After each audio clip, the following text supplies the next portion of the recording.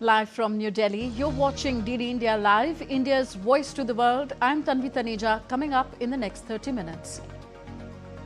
Israel attacks Iran's Fordow nuclear site and Tehran's Evin prison as Donald Trump floats regime change idea after the US strikes on Iran.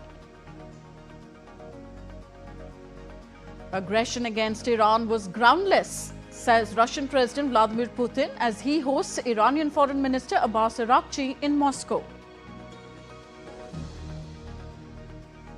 International Atomic Energy Agency IAEA holds emergency meeting in Vienna after US strikes on Iran, asks Tehran to allow inspection of its enriched uranium stockpiles. And it's 40 years since Air India's Kanishka was bombed by terrorists over the Atlantic off the Irish coast in 1985, killing all 329 on board.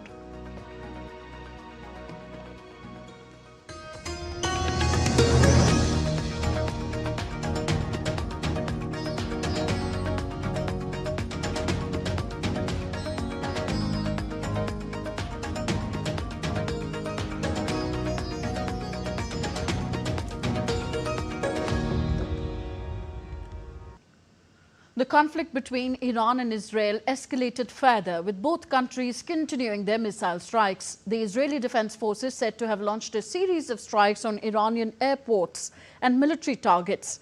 The IDF struck 6 regime airports across western, central and eastern Iran, destroying runways, underground hangars, refueling aircraft F-14, F-5 and AH-1.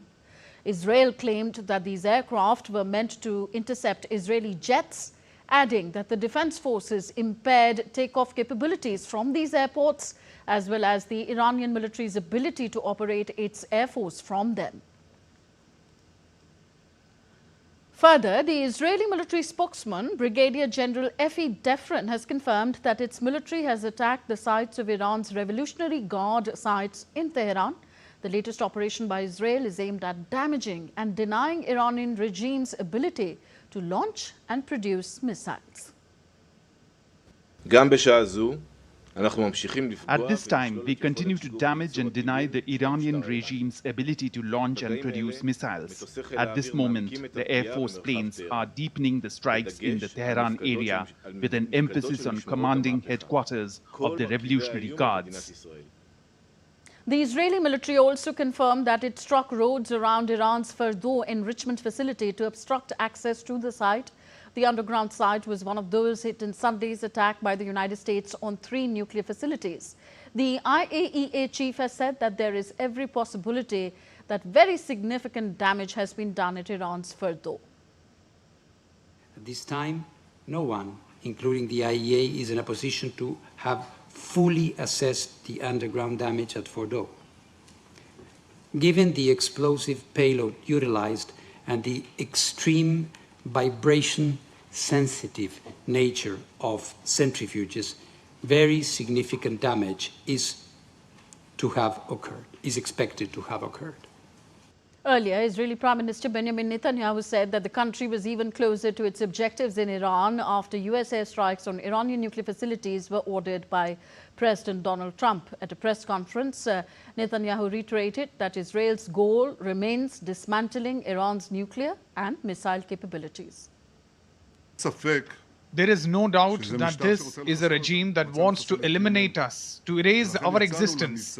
That is why we launched this operation, to remove the 2 existential threats, nuclear weapons and ballistic missiles. We are progressing step by step toward achieving these goals, and we are very, very close to completing them. Iran, meanwhile, has vowed to defend itself after the United States joined Israel in its military action against the country. Iran threatened US bases in West Asia after massive airstrikes that Washington said had destroyed Tehran's nuclear program. In a televised address, an advisor to Iran's Supreme Leader, Ayatollah Ali Khamenei, said that any country in the region or elsewhere that is used by American forces to strike Iran will be considered a legitimate target for Iranian armed forces. US President Donald Trump has urged Iran to end the conflict after he launched surprise strikes on a nuclear infrastructure. The president said that they had a spectacular military success on Sunday, taking the bomb right out of Iran's hands. Trump, in a social media post, said, and I quote, "Monumental damage was done to all nuclear sites in Iran, as shown by satellite images." Obliteration is an accurate term. The white structure shown is deeply embedded into the rock, with even its roof well below the ground level and completely shielded from flame. The biggest damage took place far below the ground level, bullseye. Further, Trump hinted at the possibility of regime change in Iran. In a social media post, Trump said, "It's not politically correct to use the term regime change, but if the current Iranian regime is unable to make Iran great again, why wouldn't there be a regime change?" Trump asked. And he wrote MIGA, that's Make Iran Great Again. Now, Russian President Vladimir Putin met with the Iranian Foreign Minister Abbas Araghchi in Moscow on Monday. At the start of their talks at the Kremlin, Putin condemned recent aggression against Iran as groundless and reaffirmed Russia's readiness to support the Iranian people. Putin called the aggression against Iran baseless and reaffirmed Moscow's support, while the Kremlin condemned the US strikes with deep regret. Our position regarding the ongoing events is well known. It's been clearly stated and articulated by the Ministry of Foreign Affairs on behalf of Russia and reflects the stance we have taken in the United Nations Security Council. This absolutely unprovoked aggression against Iran has no basis whatsoever and no justification whatsoever. For our part, we are making efforts to assist the Iranian people. Araghchi thanked President Putin for condemning the US strikes on Iranian nuclear sites, calling Russia on the right side of history. This is an act of aggression and an attack that must be unequivocally condemned. We appreciate Russia's stance in condemning this assault in the strongest possible terms today, and we hope it will be accompanied by practical support in the Security Council. Now, in the wake of the US airstrikes on Iranian nuclear facilities, the head of the UN's nuclear watchdog, International Atomic Energy Agency, called an emergency meeting in Vienna. During the meeting, IAEA Chief Rafael Grossi warned that the bombing likely caused very significant damage to Iran's underground Fordow uranium enrichment plant, though the full extent is still unclear. No one, including the IAEA, is in a position to have fully assessed the underground damage at Fordow. Given the explosive payload utilized and the extreme vibration-sensitive nature of centrifuges, very significant damage is expected to have occurred. Grossi also urged Tehran to allow inspectors back into its nuclear sites to verify and account for its stockpile of highly enriched uranium. At the emergency IAEA meeting in Vienna, Iran's permanent representative to the UN, Reza Najafi, warned that Tehran will resolutely neutralize any source of threat. Speaking to reporters, he condemned the recent US strikes on Iranian nuclear sites, calling them a blatant violation of international law that endangers global peace and security. As long as the source of the threat persists, the Islamic Republic of Iran will continue to undertake necessary, resolute, and proportionate measures to neutralize it at a time, place, and manner of its own choosing, in full exercise of its inherent right to self-defense under Article 51 of the United Nations Charter. Earlier, the United Nations Security Council convened an emergency session on Sunday after the US launched airstrikes on Iranian nuclear facilities, sparking alarm across the international community. World leaders have issued urgent calls for restraint and a return to diplomacy. Tensions continue to mount in West Asia as the fallout from the strikes unfolds. Diptanshu Kashyap reports. The bombing of Iranian nuclear facilities by the United States marks a perilous turn in a region that is already reeling. From the outset of the crisis, I have repeatedly condemned any military escalation in the Middle East. The people of the region cannot endure another cycle of destruction.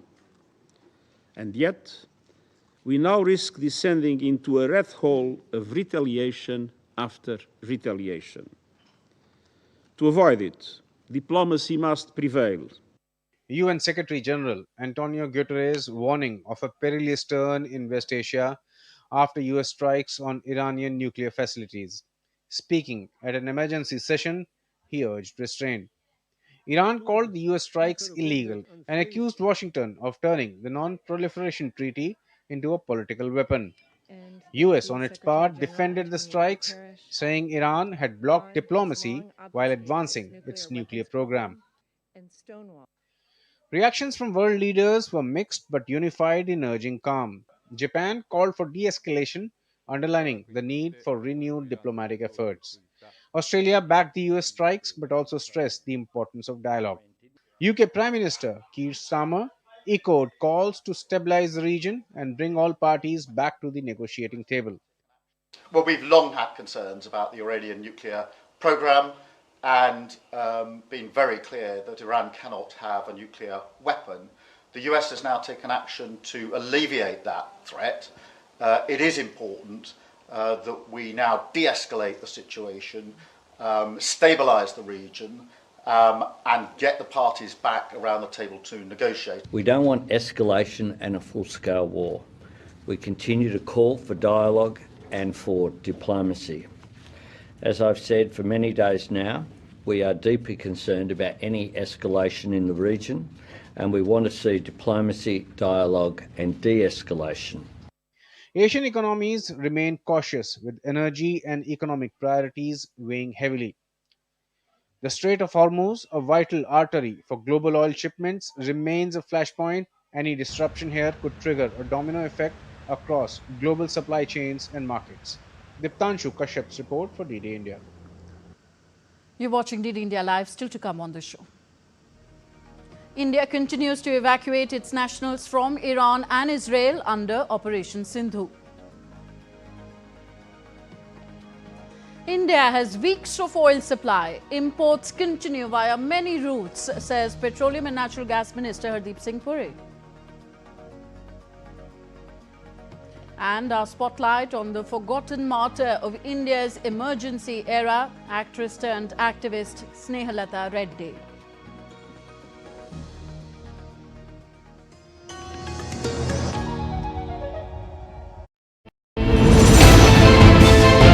Geopolitics and trade deals. Economic challenges amid development. Hard work and the path to prosperity. It's the economy, always. Between walkers, money is what money does and says. Supply creates its own demand. Between the bulls pulls and bears tears. When supply chains globalization and India rises to the podium. We'll get you centered with the Economic Brief at 8 p.m. every Thursday on. You're watching DD India Live. I am Tanvi Taneja. India continues to evacuate its nationals from Iran and Israel under Operation Sindhu. 285 Indians have returned from Mashhad late Sunday night, with the total evacuees from Iran now at 1,713. 162 more are being brought back from Israel. Minister Pabitra Margarita welcomed the returnees, who hailed the government's efforts, chanting Hindustan Zindabad.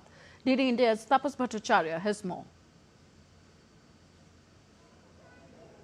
Operation Sindhu continues to bring Indians home from conflict zones. 285 Indian nationals arrived safely in New Delhi from Mashhad on Mahan Air Flight W571, taking the total number of evacuees from Iran to 1,713. Minister of State for External Affairs Pabitra Margarita was present at the airport to receive the returnees. Overwhelmed with emotion, the returnees chanted Hindustan Zindabad. and lauded the Indian government's swift and decisive efforts. With the help of the Indian Embassy, we are successfully, we've managed to come here. Thank you to the Indian government. Thank you to all of the officials in Iran who helped us out through the entire journey. It was tremendous job was done by the Embassy of India in Tehran, especially not only the ambassador, including the whole staff. 24 hours they were at the back of us, they were helping us in all respect of life. The situation was very tense, but with the support of the embassy, we are very confident and we have come back safely. Thank you for the Indian government, especially the Ministry of Foreign Affairs. We are very happy. There is the airspace is closed, Iran and Iraq, but only flights for Indians is flying from Mashhad to New Delhi. It's all because of Modi's diplomacy, and we really thank our Honorable Prime Minister and all the staff of the embassy in Iran for all their efforts, and we sincerely thank. Jai Bharat, Jai Hind. Meanwhile, 162 Indians are also being brought back from Israel as tensions in the region rise amid the Iran-Israel conflict. We are in constant contact with all our Indian nationals residing there in Iran and Israel also. So I'm very glad to say that from Israel also 162 Indian nationals have already crossed border to Amman of Jordan, and within a day or two those Indian nationals will also be brought safely to India. Once again, India's diplomacy proves no matter where, no Indian will be left behind. Tapas Bhattacharya's report for DD India. In another gesture of regional solidarity, India offered limited seats on flights from Amman to New Delhi for Sri Lankans wishing to return home from Israel. The Sri Lankan embassy in Israel announced free transportation from Tel Aviv to Amman and onward flight to Delhi will be provided. However, travellers must arrange their own tickets from New Delhi to Colombo. Registration is open at the Sri Lankan embassy in Israel on 23rd and 24th of June. The concerned embassies will coordinate logistics. Meanwhile, Sri Lankan ambassador in Israel, Nimal Bandara, has requested the Sri Lankan expatriates to be vigilant and follow safety instructions issued by the Israeli government following missile attacks by Iran in the northern and central parts of Israel last morning. Bandara said more attacks were expected from Iran following the involvement of US forces with the Israeli forces. Previously, India had extended similar support to Sri Lankans stranded in Iran under Operation Sindhu alongside citizens of Nepal. These actions reaffirm India's commitment to regional cooperation and humanitarian assistance in times of crisis. India, the world's third largest oil importer and fourth biggest gas buyer, has weeks of energy supplies and continues to receive supplies from several routes amid escalating tensions in the globe's biggest energy supply regions. Union Minister for Petroleum and Natural Gas Hardeep Singh Puri said that India is closely monitoring the evolving geopolitical situation in West Asia and has no reason to worry. Under the leadership of Prime Minister Narendra Modi, the government has already diversified supplies in the past few years. We had diversified the sources of supply, and out of the 5.5 million barrels of crude oil that India consumes daily, about 1.5 and 2 million only come through the Straits of Hormuz. We import roughly 4 million barrels through other routes, and our companies, the oil marketing companies, have enough stocks. Most of them have stocks up to 3 weeks. One of them has in fact 25 days stocks.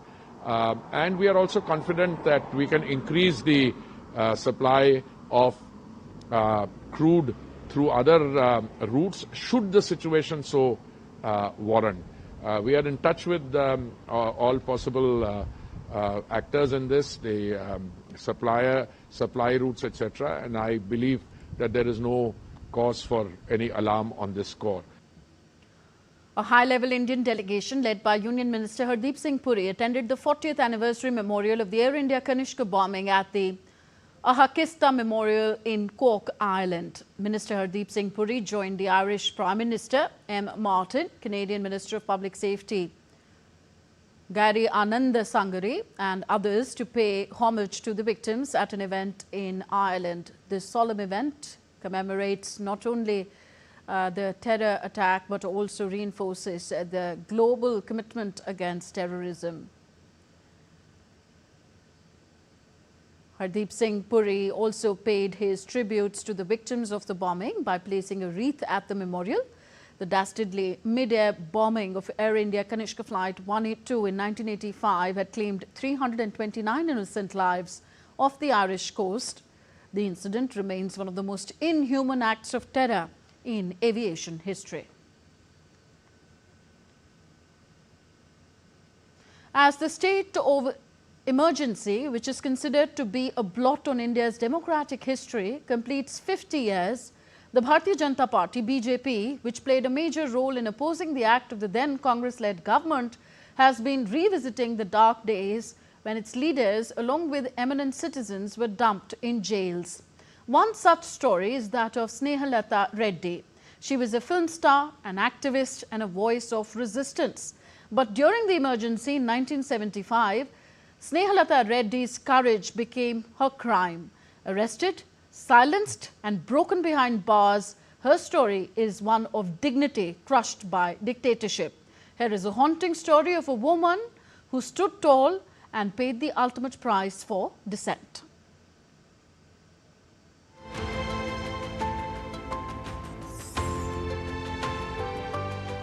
Who is this woman? Many of us may find it hard to recognize her. She is Snehalata Reddi, a celebrated actress of South Indian cinema from a bygone era. But that is only part of her identity.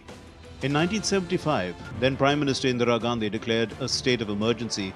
Snehalata Reddi took to the streets in protest against the authoritarian regime. She participated in peaceful demonstrations.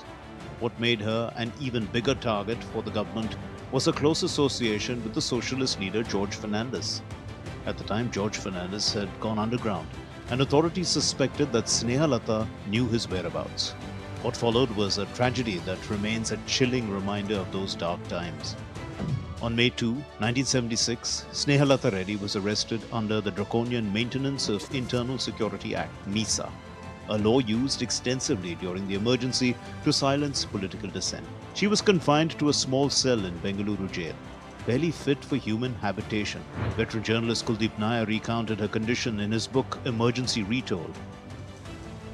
In the prison cell, there was only a hole in the corner for a toilet and a barred iron door at the other end. This renowned Kannada actress was forced to sleep on the floor. For 8 long months, Snehalata Reddi endured constant torture. While in prison, Snehalata kept a diary, which was later published in 1977 by the Karnataka Human Rights Committee under the title A Prison Diary. In it, she described the inhumane treatment she endured. As soon as a woman enters, she is stripped naked in front of everyone. When someone is sentenced, punishment follows. But does a human body deserve to be humiliated like this? Who is responsible for these dehumanizing methods? During the emergency, many opposition leaders were jailed. Among them were Atal Bihari Vajpayee and Lal Krishna Advani, who were also imprisoned in Bengaluru jail. Snehalata Reddy's dark, isolated cell was right next to theirs. Both Vajpayee and Advani later recalled hearing the haunting cries of a woman from a nearby cell. It was only later they discovered that the screams came from the actress Snehalata Reddi. Despite her deteriorating health, Snehalata suffered from asthma. She was denied medical treatment and subjected to even harsher conditions. After 8 months in custody, the government finally released her on parole on January 15, 1977. But just 5 days later, Snehalata Reddi died of a heart attack. The charge against her: she was accused of plotting to detonate dynamite at Parliament and other key buildings in Delhi, an allegation that was never proven in court. Falsely accused, tortured, and ultimately pushed to her death, Snehalata Reddi became one of many silenced voices of the emergency. Bureau Report, DD India.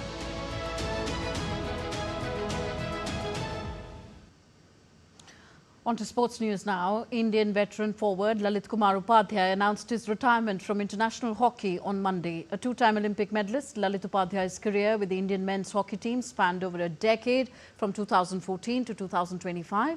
Lalit, who hails from Varanasi in the northern Indian state of Uttar Pradesh, announced his decision through an emotional social media post shortly after India's final match of the European leg of the FIH Pro League 2024-25 season against Belgium. A natural playmaker with an uncanny knack for scoring goals, Lalit played 183 matches for India at the senior level, scoring 67 goals. Over the years, he became a trusted name in India's forward line, known for his versatility, on-field intelligence and calm demeanour in high-pressure situations.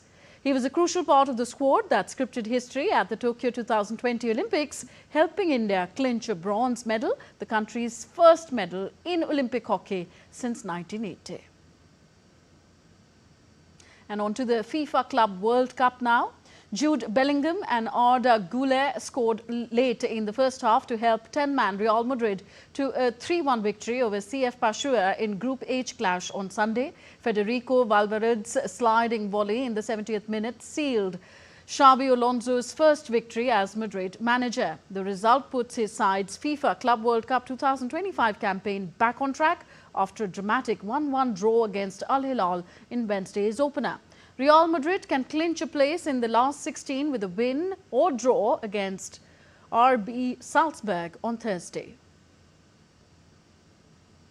And that's all for this edition of DD India Live. Do let us know your thoughts on the news of the day. Connect with us on our different social media handles at DD India Live. And you can also download our DD India mobile app for quick news and updates on the go. We'll be back with more news as it breaks here on DD India. I'm Tanvi Taneja from all of us here in New Delhi. Thank you for watching. Namaskar.